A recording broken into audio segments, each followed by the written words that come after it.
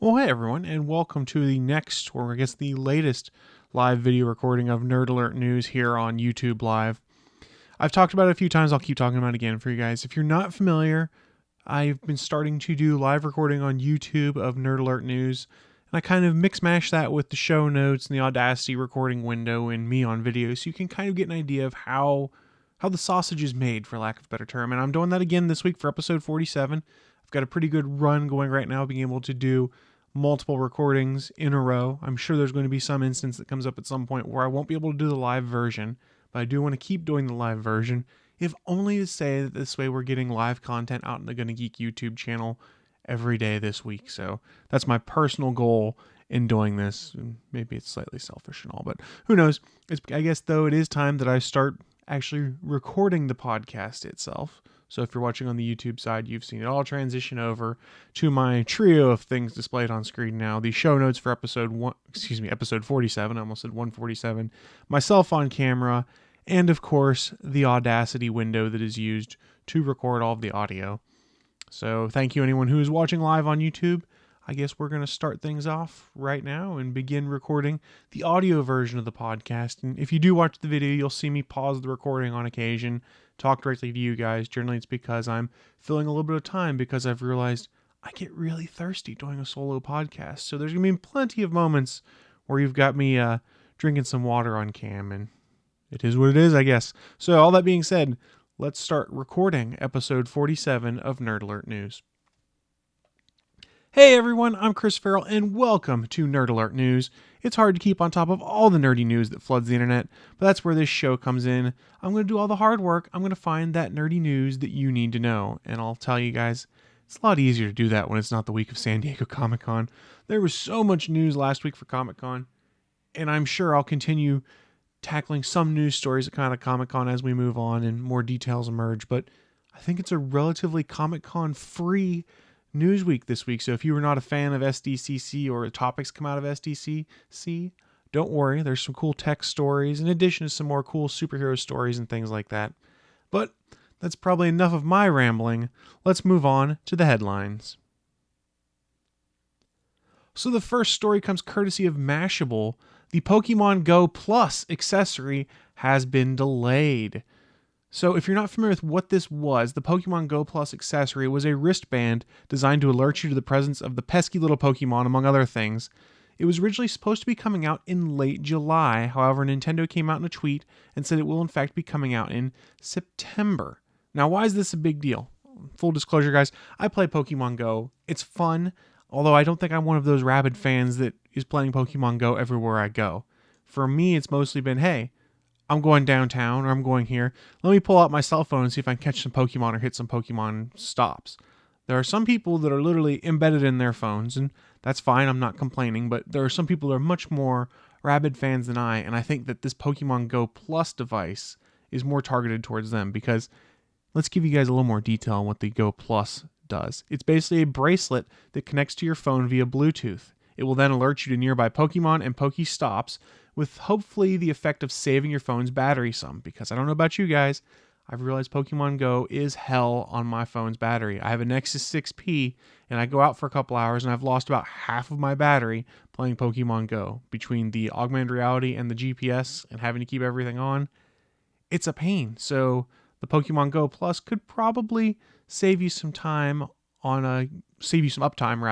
on your phone. And here's one of the cool little twists for what the Go Plus does. If you've caught a Pokemon before, you're able to catch it again by simply pressing the button on the bracelet instead of throwing a virtual Pokeball at it on your phone every time. So if you're farming Rattatas or Clefairies and things like that, trying to make Pokemon candy and level things up, this accessory is probably pretty nice because you just sit there and you click a button around your wrist and hopefully it catches the Pokemon and hopefully it hits the Pokestop you're next to.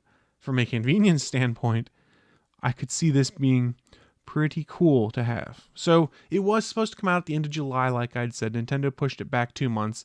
The question is, how is this going to impact sales of the Pokemon Go Plus? I can tell you right now, anytime I've stepped into a GameStop or anything like that, people have been coming in there and asking, hey, when's the Pokemon Go Plus come out? I really need it so I can catch more Pokemon. And they keep saying, well, it's supposed to be end of July, and now they found out it's September.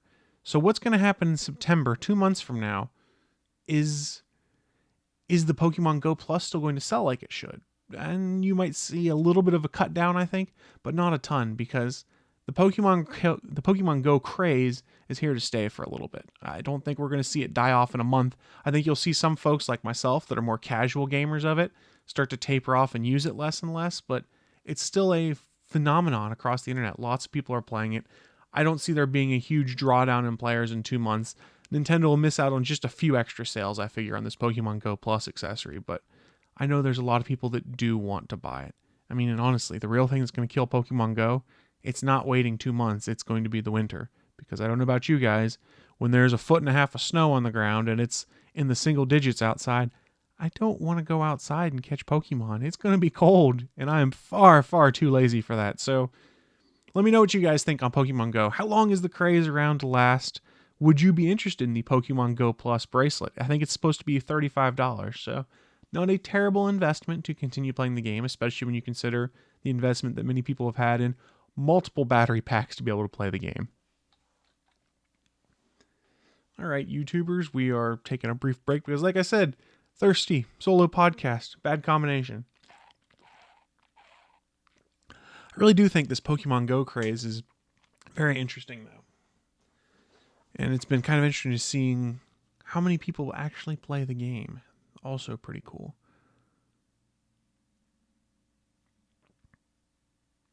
We're going to move this around a little bit so it all shows up on one page. Aha, make everything fit on one page. All right, so we're going back to doing the live recording. So this next news story is pretty cool. I got it from iflscience.com. Those of you that are familiar with that site know what IFL stands for. Since this is a clean podcast, I can say I bleep and love science is what the name of the site is. It's a pretty cool site. They have some great Facebook stories. I catch a lot of news stories from there. This story, though, is fantastic. I really wanted to bring it up. IFL Science had a headline, "The Ice Bucket Challenge directly funded a major ALS breakthrough." So let's step back in time. Let's go back to 2014 when the Ice Bucket Challenge was the craze that was sweeping the internet. It was everyone's filling a bucket full of ice water, dumping it over their head, and challenging their friends, and then donating money to different ALS groups. Now, a lot of people dismissed it as lazy slacktivism because it's basically you go and sit on camera, you dump some water on your head, and you pay a little bit of money, and you can feel good about yourself. Well, not so much. I mean, you could have thought that then, but go and look at what happened now. The Ice Bucket Challenge, according to IFL Science, has funded 6 research projects, all of which are helping researchers edge closer to treatments and potentially cures for the horrific condition of ALS. Remember, over 17 million people posted videos of themselves doing the challenge online, along with the accompanying text-based monetary donation to an ALS charity.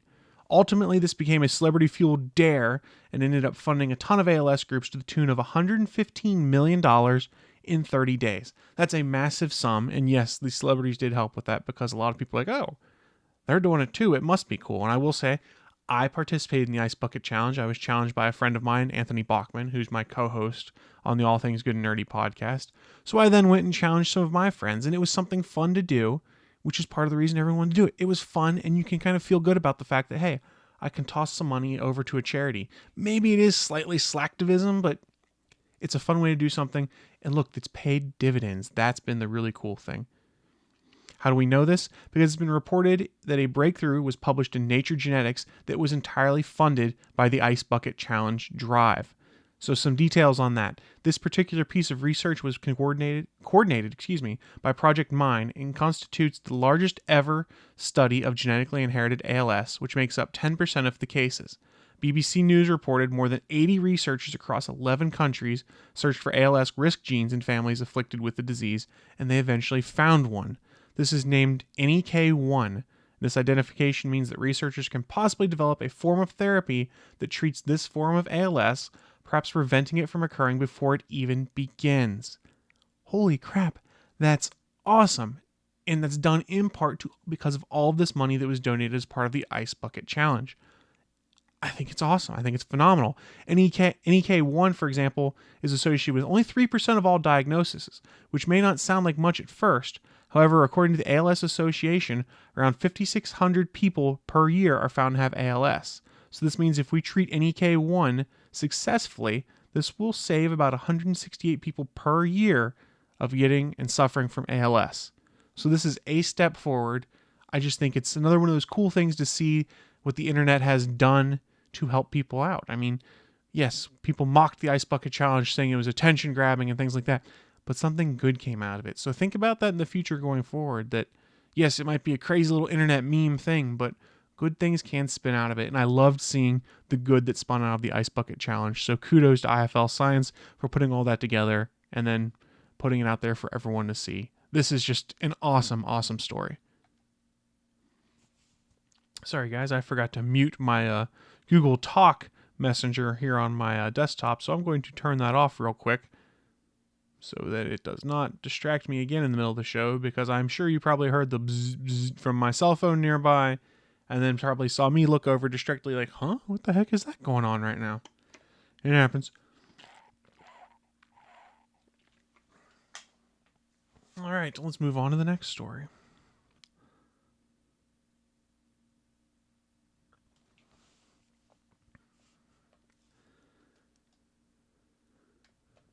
So I have one more headline story for you guys this week. It's kind of a follow-up from one last week. If you remember last week, we had a story where Dominic Cooper at Comic-Con had said there might be hope for season 3 of Agent Carter because there was a lot of fan uprising and fan embrace of the show. And I know a lot of people have been banking on Netflix coming in to save the day. Well, it looks like he might have been wrong on that topic, or he should not have been as optimistic perhaps as he was. Comicbookmovie.com has a story on why Netflix didn't save Agent Carter. So let's step back. We all know Agent Carter had a small but very rabid fan base. There are a lot of people that loved the show. I fully admit I'm part of the problem, as I dropped off in season 2 just because I had so much other stuff I was working on at the time. They're all sitting on my DVR, but I still haven't watched them yet, so yes, you can send some hate mail to me, Chris at GonnaGeek.com, for being part of the reason that Agent Carter did not get a season 3. There was a lot of hope, though, from the fans that maybe if there's a strong enough fan movement, Netflix is going to swoop in and save the day and give us season 3 of Agent Carter. Well, it seems not to be the case. Netflix Chief Content Officer Ted Sarandos made it clear that Netflix would not be saving the show. According to him, he said, quote, "We're looking for truly original brands to own, and in that Marvel space we already have original comic book shows. So that was mostly why. They also have some output deal complexities, so when you pick it up, being able to pick it up globally is difficult even after it's canceled. Some of those output partners still had it on the air, so they would argue it's covered by their output deals. Unfortunately, it was a business decision more than a creative one." And ultimately, it is a business decision for Netflix. It comes down to two things. One, they've got tons of Marvel content already, so why are they going to add to it? And it's tons of original Marvel content, which doesn't have the baggage of being canceled. And two, Netflix couldn't get Agent Carter out to a large enough group of their audience for it to be effective for them. So while I would have loved to have seen more Agent Carter, and after I've gotten caught up on season 2, because like I said, I'm part of the problem, I kind of see where Netflix is coming from here. This isn't going to be a show they're going to be able to swoop in and save. And ultimately, it would have been a tough show to save because all of the stars of Agent Carter have started moving on to other projects. So trying to bring them back together to film another season, it'd be a tough deal. I'm just glad that we got a season 2 that I can eventually watch. Yes, I know I'm part of the problem. I'm going to keep harping on that to cut off all that hate mail. And I'm curious to see what Netflix does next. I mean, we've seen how the Marvel properties are building out. I would rather get some more original stuff than continue doing the Agent Carter piece. And maybe that's just because the period piece doesn't work as well. I don't know. I don't know why exactly I feel that way, but I'm liking the new stuff they're bringing. And I think it brings in more fans than Agent Carter did. And maybe that sounds a little blasphemous. Agent Carter's still good. I'm not saying it's bad. I'm just saying that you get a little more bang for your buck with these original properties right now. But that is going to wrap up the headlines for this week. Before moving on, though, to the featured story for this week, I do like to remind folks that Nerd Alert News is part of a network. It's called the GonnaGeek Network. There's about 19 different podcasts on the network. You can find it over at GonnaGeekNetwork.com. And each week, I try to highlight another show on the network so I can maybe tickle your geek fancy a little bit and be like, ooh, I like this kind of topic. Maybe I should go and check out that show. So this week I want to talk to you guys about Legends of S.H.I.E.L.D., which is the official Marvel podcast of the GonnaGeek Network. Episode 134, they're talking about Daredevil Season 2, New York's Finest. Agents Haley, Stargate Pioneer, and Lauren are joined by special in-studio guest consultant Jay Wetton to figure out what New York's Finest really means and geek out over the famous stairwell fight scene. Check out what they discovered in Daredevil and the rest of the Marvel Universe this week on Legends of S.H.I.E.L.D. So if you're a fan of the Marvel TV and movie platforms, go check out Legends of S.H.I.E.L.D. over on GonnaGeekNetwork.com. And if you're a podcaster looking for a network to land in, a place to make some more friends and kind of exchange ideas and have some easy coordination to get some guest hosts on board, the GonnaGeek Network is always looking for new podcast members to join in. Head over to GonnaGeek.com/join. So that's going to move us on to our featured story for this week. And yes, we're going to talk about Nintendo again. So Eurogamer got the scoop on Nintendo's upcoming DX console that's coming. I mean, literally, they got the scoop. Everyone else has been referencing Eurogamer online. And while no one's really talking officially about what the NX is, it seems like Eurogamer is down the right path. So rumors have long swirled that the NX would combine both handheld and home console functionality. No one was quite sure how that was going to work, but Eurogamer has evidently gotten the scoop. According to them, Nintendo's upcoming NX will be a portable, handheld console with detachable controllers, and they've had a number of sources confirm that to them. Here's how it's going to work. On the move, the NX will function as a high-powered, handheld console with its own display. So far, it's normal, but here's the twist. They've heard the screen is bookended by two controller sections on either side, which can be detached or attached as required. So if you're watching the video version of Nerd Alert News as I live record this, I've embedded a picture from Eurogamer.net, it's watermarked from them, that shows how the console is seen to be working by all these predictions. And it's interesting. Think of, for lack of a better term, think of it as the Microsoft Surface with two controllers on the side that can be pulled off and on. That's the simplest way to look at it. It's an interesting concept, and bear in mind, this is not official work as of what Nintendo has supposedly developed. This is artwork that's been developed based off of what the leaks are indicating the system will look like. So please do not take this image as the gospel. So let's go back. A base unit or a dock station is going to be used to connect the brain of the NX within the controllers to the display on your TV. So you'll be able to literally pick it up and take it with you on the go and continue playing that same gaming experience.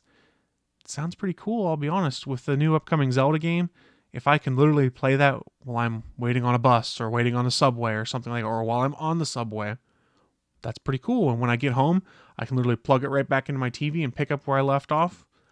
Also, a pretty cool feature. So let's continue talking about the NX, some more of the rumored information about it. They're not going to be using discs like you've seen with Sony and Microsoft using Blu-ray discs right now. The rumor is the NX is going to use game cartridges as its choice of physical media. They've had multiple sources confirm that. Now, considering the NX's basis as a handheld first, this choice probably shouldn't be too much of a surprise, but Eurogamer heard the suggestion that Nintendo recommends a 32GB cartridge. And when you think about it, that's pretty small considering the size of many modern games. And if you think about it, it kind of is. A lot of these games that you're buying on Xbox and PlayStation 4, they're on Blu-ray discs, and they install 50 gigs worth of content to your hard drive each time you buy a game and put it in the drive the first time. That is a lot of content. If Nintendo's talking 32 gigabytes of storage, it's a much smaller game, and maybe that's because of different graphics, not necessarily because of a lack of content. So please don't take it as me being like, oh, their content's going to suck. They're not going to have lots of in-depth gameplay because of the fact that their cartridge is so much smaller. I don't think that's the case. I don't at all. But what is this going to mean for gamers, in fact? This radical redesign, what does it mean? Well, first of all, we expect that there's going to be no backwards compatibility for the NX, which kind of makes sense because that's all based off of physical media right now and probably completely different chipsets. And we'll get into the chipset that's rumored for the NX here shortly. And it kind of also puts Nintendo opposite of what Microsoft has been doing lately. Microsoft has made a big deal of the fact lately that a lot of Xbox 360 games are now playable on the Xbox One, and it's kind of a cool way to try and bring gamers in. Now, whether it equals more sales, I don't know. Oh, crap. I missed the pause button. Oh, I hate it when that happens. The perils of live podcasting. Excuse me.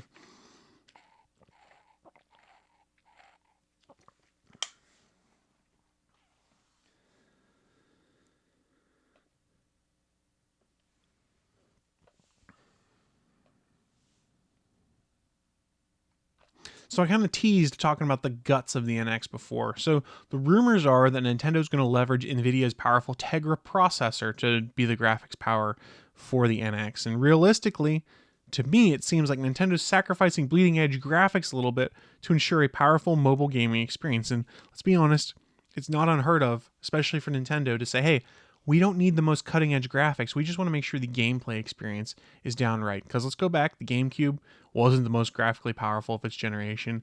The Wii U was arguably nowhere near as powerful graphically as the PS4 or the Xbox One, but Nintendo focused on the gameplay elements of things. That's the important thing for Nintendo, is how well the system plays, not necessarily that it be the prettiest thing. And let's be honest, NVIDIA's Tegra processors, they're going to make the system look plenty pretty.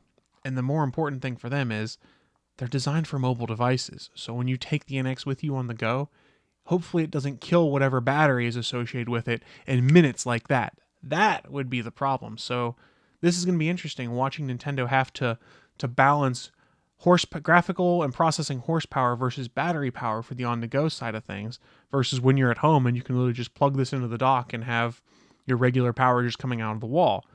I don't know if this is going to be the case, but maybe you'll see a little bit of a step up in graphical prowess when you're plugged in, because you don't have to charge a battery. You don't have to worry about a battery running out on you. You just take the power direct from the wall. This is my conspiracy theory. Eurogamer has nothing on this. Nintendo has nothing on this, but it's pretty interesting to see that some of the rumors about the NX have been proven true. And I like this concept of a console that you can pick up and take with you on the go.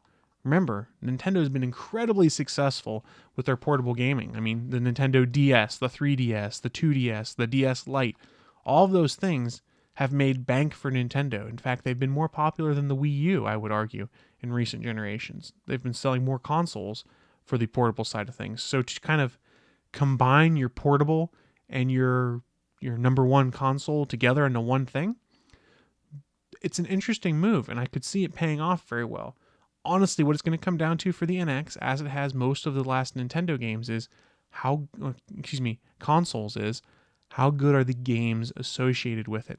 Nintendo's games that are made direct by Nintendo, like Zelda and Smash Brothers and Mario, they are always fantastic. They are great games. They're always worth getting a system for. The problem since the Wii days and the Wii U has been that getting the other game publishers on board to develop games for them has been tough. And that, I think, is what's going to dictate the success or failure of the NX going forward. The concept could be revolutionary, it could be great, but if there's only like 4 games that are worth playing, because Nintendo's not putting a ton out each year, people aren't going to care. If I can't play, let me put on my stereotypical gamer hat for a second. If I can't play Call of Duty, I don't want to play. And that's a bit of an exaggeration, but there are going to be some games, let's say like Mass Effect Andromeda, that we know will be coming to PlayStation 4 and Xbox One, that a lot of gamers might want to play. If that's not available on the NX, it's kind of a turnoff for some gamers. I'm like, well, I'll just stick with my Xbox, or I'll stick with the PlayStation, or I will go to those because I know that at least when a game comes out across consoles, it's guaranteed to be on one of those 2 platforms. So if I'm Nintendo, what I'd be working on right now is developing all of those deals with third-party publishers to be like, we want your game on our device going forward. That is what's going to dictate the success or failure of the NX going forward. It's not going to be the radical design decisions made of having a hybrid mobile and home-based console device. Seriously, it's all about the games to gamers. That's the big thing, the games. And that's going to wrap things up.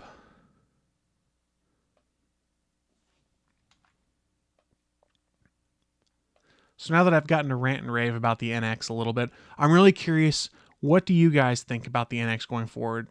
Let me know what you think about the design decision to kind of have this hybrid mobile/home-based gaming system. But more importantly, what's going to dictate success or failure for the Nintendo NX? Please let me know. Shoot me those comments on Facebook or on Twitter or on email. You'll get all the contact information at the end of the show. This is something I'm really curious to hear what the other fans think about NX, because it's the next generation of gaming, technically. But as I wrap up this week, I did want to remind you, if you want any more details on any of the stories I've covered, they are available in the show notes, which are online. Head on over to shownotes.nerdalertnews.com. You'll find a Google Docs folder embedded there, where you can find the show notes from any or all of the shows that have come out. If you want to get in touch with the show, specifically to let me know what you think about the Nintendo NX, there's a lot of ways to do so. On the web, head on over to nerdalertnews.com. You can leave a comment on any one of the podcasts. You can email me directly, nerdalertnews247@gmail.com, or chris@GonnaGeek.com. You can tweet the show @NerdAlertShow, or tweet me @TheChrisFarrell, or you can go to facebook.com/NerdAlertShow. Really, I would love to get some feedback on what you guys think about the future of Nintendo with the NX console. I'm super intrigued by it. And even if only half of what Eurogamer got is right, it's still going to be a radical departure from what we've seen in the current console generation. And I'm really intrigued, I'll be honest. Really freaking intrigued. But I think that is going to wrap up this latest installment of Nerd Alert News. But don't worry, I'll be back real soon with your next Nerd Alert. Bye, guys. And that wraps the audio segment portion for Nerd Alert News. Yes, you're back to just me on screen if you're watching the YouTube side of things, because you don't need to see the Audacity window or the show notes, because I've talked about everything in them so far. And if you have been watching on the live YouTube side of things, I do want to say a big thank you to you guys. It's fun doing it live like this. And like I've said, I'll continue to do it going forward. But I think I do need to start getting out of here. I got a busy day ahead of me. I got to do some audio editing of what you guys saw me record. And I got a few little errands I need to run around town, and I might just have some Pokemon I need to catch. Not that I'm addicted or anything. I can quit anytime I want. Anytime. But if you've been watching on the live side of the house, I am getting out of here, and I will see you guys sometime soon for the next live recording, because I don't know when it'll be. It'll be soon, though. Bye, guys.